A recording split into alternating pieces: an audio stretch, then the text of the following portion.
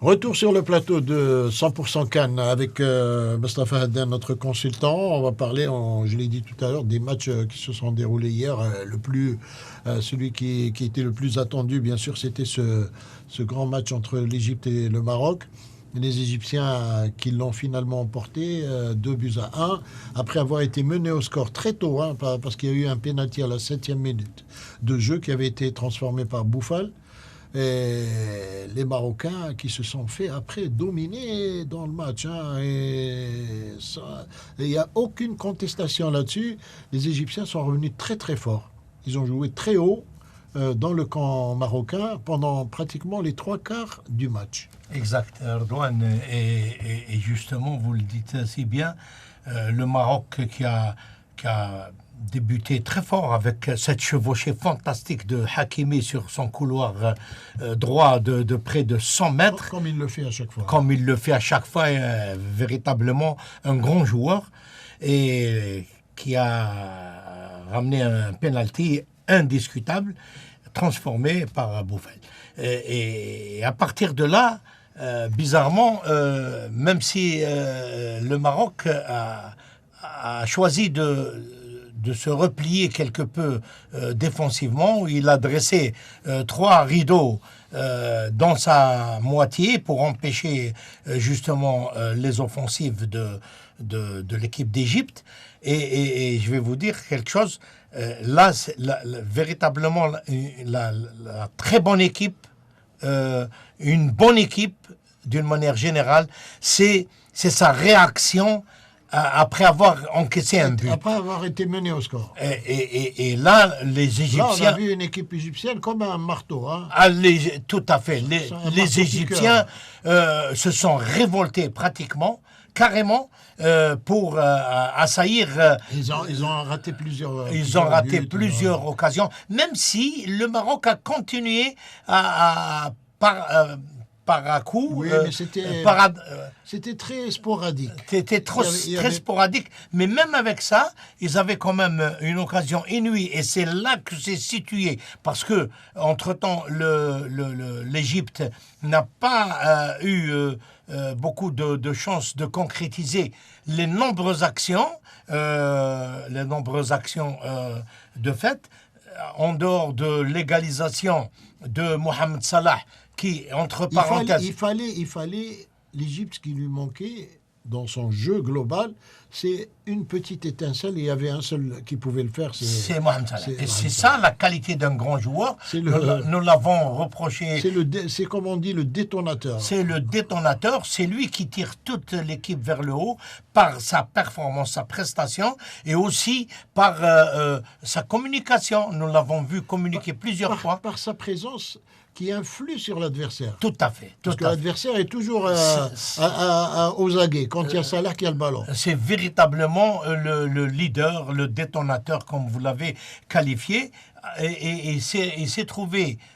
il se trouve toujours à point nommé, il l'a prouvé même dans son équipe. Au bon moment, au bon endroit. Au bon moment, au bon endroit, puisqu'il l'a fait dans les poules et il a réussi l'égalisation sur corner. Il a égalisé et il a donné le caviar à Trezeguet. Alors là, Erdogan, j'ai qualifié, j'ai réfléchi, parce que ce n'est pas aisé du tout de donner un ballon pareil.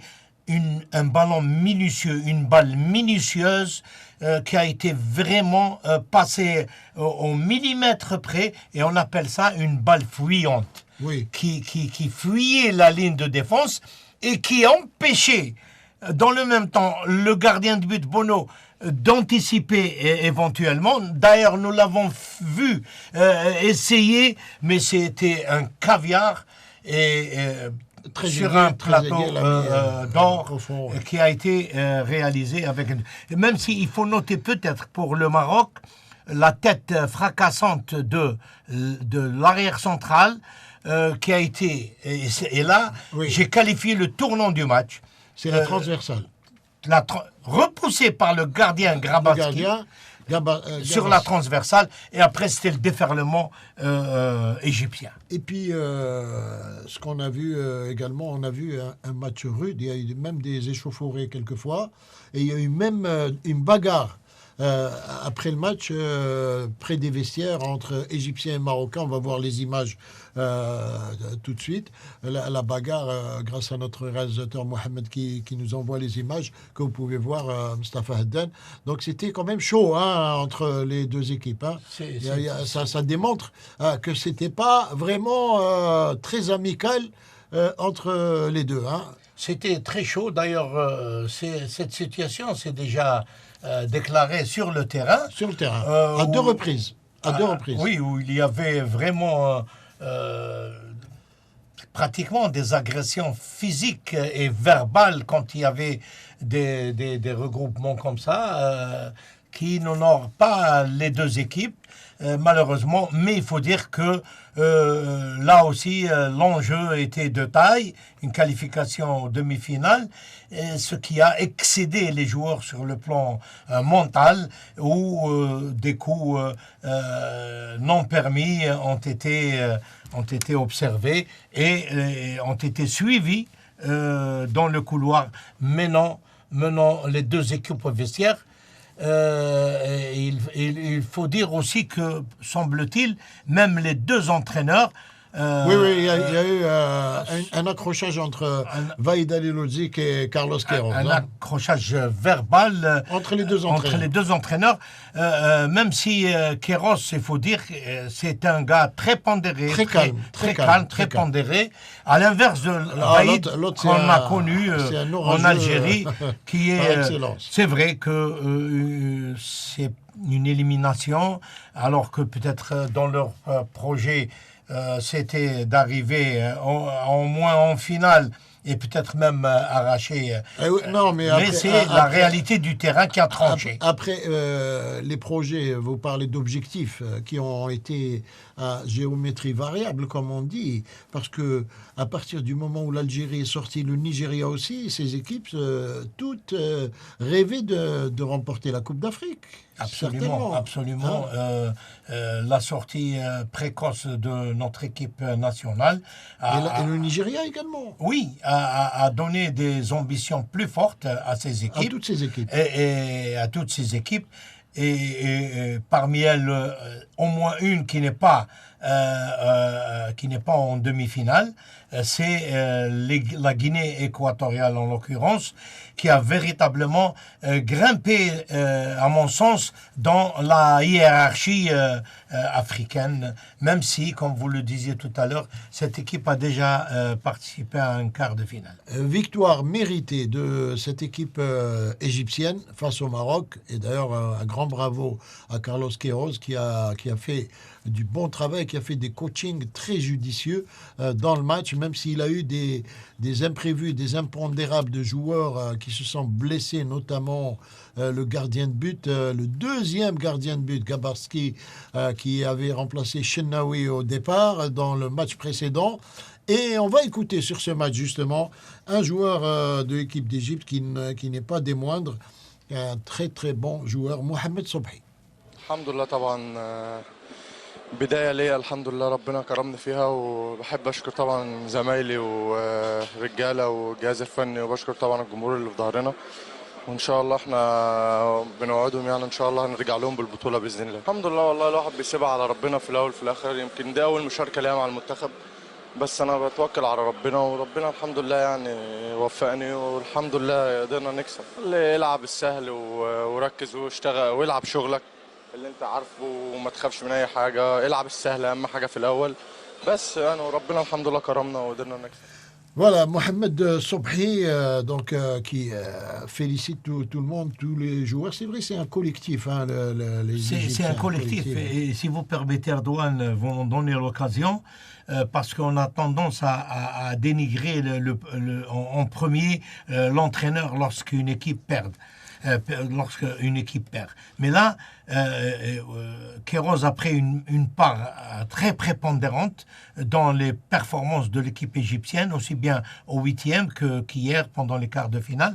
Et je vais citer un exemple concret, c'est lorsqu'il a procédé à un changement où il a fait sortir El Ghazi, qui jouait dans l'axe central. Il a décalé un peu vers l'arrière un milieu de terrain et il a fait rentrer Trezeguet qui a été l'auteur du deuxième but. C'est rien que ça. C'est le coaching. C'est ce qu'on peut Bien dire. que le coaching, comme gagnant. vous le savez, beaucoup de gens le savent, le coaching, il est des fois gagnant, il n'est pas d'autres fois. Et pour finir de parler de ce match, on va écouter celui qui a été désigné l'homme du match, c'est le très très grand Mohamed Salah. أعتقد أن الأمر صعب على الجميع. كما رأيتم الجزائر خسرت في دور المجموعات وكانوا قد فازوا في المرة السابقة وهم يملكون فريقا عظيما ولكنهم خسروا. السنغال تأهلت من المجموعة بهدف وحيد. أعني أنا لا أقول أشياء سيئة عنهم، فقط أقول أن البطولة صعبة على الجميع. كانت صعبة علينا في البداية حتى تأقلمنا، وأعتقد أن نيجيريا بعد أن كانوا أفضل فريق في دور المجموعات خسروا، لذلك فلا يمكن معرفة نتيجة أي مباراة، وحان الوقت الآن للتركيز على مباراة الكاميرون. أعتقد أن اللاعبين قدموا كل شيء اليوم ويقدمون كل شيء في كل مباراة، وأتمنى أن نواصل كذلك. Voilà, donc l'Égypte qui affrontera le Cameroun en demi-finale, alors que le Sénégal sera opposé au Burkina Faso. Les demi-finales se dérouleront mercredi et jeudi prochain. On va parler, il nous reste un peu moins de 5 minutes, on va parler d'un fait également qui a marqué cette Coupe d'Afrique des Nations. C'est la Tunisie. La Tunisie qui a été montée un peu en puissance dans cette Coupe d'Afrique et qui est sortie. La Tunisie qui a, après sa défaite en quart de finale, la Tunisie qui a vu son entraîneur limogé, Mondark Bayer. Limogé est remplacé par l'adjoint Jalal Qadri, qui l'avait remplacé lorsqu'il était suspendu face à la Côte d'Ivoire. Souvenez-vous, on l'avait même écouté dans cette émission. Et subitement, donc, Mondark Bayer qui quitte l'équipe de Tunisie, alors que l'équipe de Tunisie est qualifiée pour les barrages de la Coupe du Monde. C'est périlleux comme changement. Mais on va d'abord écouter Mondark Bayer après le match que la Tunisie a perdu en quart de finale. أسرة كبيرة اللي كنا مأملين باش نفرحوا تونس كاملة، نتعداو لنصف النهائي اللي تعدى به المنتخب في الدورة هذه. أقل ما يقال عنده اللي برشا صعوبات تهد جبال. في وسط الدورة أكثر من 20 لاعب يصاب بالكوفيد، واللي يصاب بالكوفيد في الرجوع نتاعو ويرجع على المستوى البدني موش بكامل امكانياته. هذا كله حطيناه دكوتي وحاولنا باش نتحداوه وحاولنا باش نمشيو للنصف النهائي. الجوارات ما قاصروش، الجوارات عطاو كل ما عندهم. ما نجحناش في الشوط الاولاني، الشوط الثاني خذينا باللي لازم يتعمل. كنا قراب باش نرجعوا على المستوى، النتيجه 1-1 ما صارتش، ما كناش موفقين في الفينيسيون. تبدا عندك 20 لاعب تمسوا بالكوفيد في دوره اكثر من 80% كانوا ماهمش 100% من لي موان نتاعهم، وتحداو هذا كله، عطاو الماكسيموم نتاعهم في ظروف اقل ما يقال عنها نقول صعيبه برشا. ولكن بالرغم من هذا كنا قراب باش نتعداو النصف النهائي، خاطر كان تعدينا النصف النهائي نقول الاوبجيكتيف اللي مشينا من اجله كمرحله الاولانيه وصلنا له. بعد تلفت تلقى روحك ماكش بعيد برشا، لكن الاوبجيكتيف ما وصلنالوش، خاطر فما برشا حاجات فريمون كانت بالعكس، برشا حاجات كانت ضد، برشا حاجات كانت فريمون اللي ما تصير مره في 100 سنه صاروا كلهم مع بعضهم. راك شفت حتى في الماتش الاخراني البونتو اللي تماركا فيه لمسه يد، بيلانتي واضحه هذوما ديفي دو جو ما كانوش لصالحنا، كانوا نجموا يغيروا وجه نتاع دوره كامله. اليوم ديما بعد كل تورنوا يصير التقييم، مازلنا كي كملنا الكوباراب وصار تقييم بعد الكوباراب. الكوباراب يقولوا لكونه كانت الكوبي تكون بارفيت واكسيلونت كان هزينا احنا التيتر، لكن احنا كي نقول تهز التيتر كوبي بارفيت كي تلعب فينال جو بونس مش نقولوا متوسطه، نقولوا باهي. اليوم كان وصلنا للنصف النهائي نقولوا رانا نجحنا شويه. احنا عملنا لانكار دو فينال باللي كونديسيون هذوما، نعاود نرجع نقول اللي كانوا المنابيه ما قصرتش، المنابيه عطات كل ما عندها. de toute façon ديما ستاف تكنيك هو اللي يتحمل المسؤوليه نتاع النتائج، نتحمل المسؤوليه نتاع النتائج. Qui fait on va dire un bilan, une synthèse de la participation. Ça, c'était avant qu'il apprenne qu'il n'était plus entraîneur de la Tunisie. Ça s'est fait très vite, hein, le lendemain de la rencontre. Et donc, est-ce que c'est une bonne chose ou une mauvaise? Moi, je dis carrément que c'est une mauvaise chose dans la mesure où l'équipe est concernée dans un mois, dans un mois, pratiquement. Et c'est précipité, c'est irréfléchi. Et il n'aura même pas encore présenté son bilan, qui est, quoi que l'on dise, positif. Tout le monde ne peut pas être champion d'Afrique. Est-ce qu'il y aurait eu peut-être accrochage? Parce qu'il faut dire que lui aussi a un tempérament assez fort. Lui, il s'est d'ailleurs accroché avec des journalistes tunisiens, on l'a vu. Et peut-être il se serait accroché avec également des membres de la fédération, des responsables de la fédération tunisienne. On n'en sait pas plus pour le moment. En tout cas, c'est son adjoint, Jalal Qadri, qui prend l'équipe en main. C'est hasardeux, je vais dire. Hein. C'est hasardeux, c'est juste. Dans un mois, c'est pas véritablement le moment de procéder à des changements et donc c'est périlleux. Vous avez utilisé le mot. Qadri aura donné l'impression d'être bien imprégné de cette équipe tunisienne. Face à la Côte d'Ivoire. Face à la Côte d'Ivoire. Oui, mais il y avait derrière lui Kbayer qui lui donnait les directives aussi. Il l'a dit, même lui l'avait dit. Oui, honnêtement, il l'a dit. On avait dit que c'était quand même sincère et loyal de sa part, puisque l'entraîneur en chef n'étant pas là. Et il a insisté pour dire que non, c'est le travail de Kbayer. Et là, le changement n'est pas indiqué. Il n'y a pas eu... c'est trop précipité, 24 heures après, ni réunion, ni présentation de bilan, ni analyse des résultats réalisés jusque-là. Que je dirais encore une fois de plus, ils sont probants, ils sont bons. Donc, il faut croiser le doigt pour cette équipe de Tunisie qui aura quand même montré de très très bonnes choses dans cette Coupe d'Afrique des Nations. Voilà, c'est ce qu'on retiendra en tout cas de cette première partie de la compétition. Là, on entame le dernier carré. Il va y avoir, après le dernier carré, il y aura la petite finale et la finale. Et à ce moment-là, on en saura un petit peu plus. Juste un dernier mot, votre favori parmi ces quatre pour le sacre? J'allais dire le Burkina Faso. Pourquoi pas? Pourquoi pas? Parce que c'est une équipe qui a un volume de jeu extrêmement important, qui peut-être manque d'individualité marquante, à l'image de l'Égypte, et encore une fois, Mohamed Salah, qui aura étalé toute sa classe et son savoir-faire.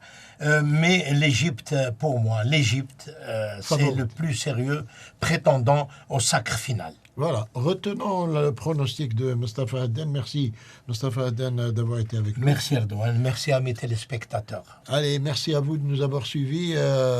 Vous êtes toujours les bienvenus sur le plateau de 100% Cannes. Excellente fin de soirée à vous sur Salem TV. On se retrouve jeudi prochain, Inch'Allah.